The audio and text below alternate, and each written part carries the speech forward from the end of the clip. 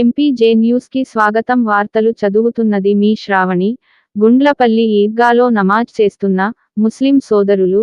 పల్నాడు గుండ్లపల్లి ఈద్గాలో శనివారం దైవ ప్రవక్త ఇబ్రహీం మహోన్నత త్యాగాన్ని స్మరించుకుంటూ ముస్లిం సోదరులు బక్రీద్ ఈద్ నమాజ్ చేశారు.